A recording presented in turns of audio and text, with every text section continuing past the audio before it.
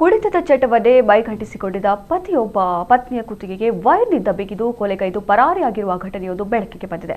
ಹೌದು, ವೆಂಕಟೇಶ್ ಎಂಬಾತ 35 ವರ್ಷದ ತನ್ನ ಪತ್ನಿ ಪವಿತ್ರಳನ್ನ ಹತ್ಯೆಗೈದಿದ್ದಾರೆ. ಈ ದಂಪತಿಗೆ ವಿವಾಹವಾಗಿ 15 ವರ್ಷ ಕಳೆದಿದ್ದು 3 ಮಕ್ಕಳು ಇದ್ದಾರೆ. ಆದರೆ ಪತಿ ಮೈತುಂಬಾ ಸಾಲ ಮಾಡಿಕೊಂಡಿದ್ದ.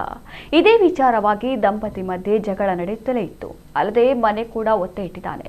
ಈ ಹಿನ್ನೆಲೆಯಲ್ಲಿ ನಡೆದ ಜಗಳದಿಂದ ಆರೋಪಿ ತನ್ನ ಪತ್ನಿಯ ಕಥೆಯನ್ನೇ ಮುಗಿಸಿದಾನೆಂದು ಪ್ರಾಥಮಿಕ ತನಿಖೆ ವೇಳೆ ಬಯಲಾಗಿದೆ. ಇನ್ನು ಈ ಘಟನೆ ಚಿಕ್ಕಬಳ್ಳಾಪುರದಲ್ಲಿ ನಡೆದಿದ್ದು, ಸ್ಥಳಕ್ಕೆ ಭೇಟಿ ನೀಡಿದ ಪೊಲೀಸರು ಪರಿಶೀಲನೆ ನಡೆಸಿ ಪ್ರಕರಣ ದಾಖಲಿಸಿಕೊಂಡು ಆರೋಪಿಗಾಗಿ ಶೋಧ ಕಾರ್ಯ ಮುಂದುವರೆಸಿದ್ದಾರೆ.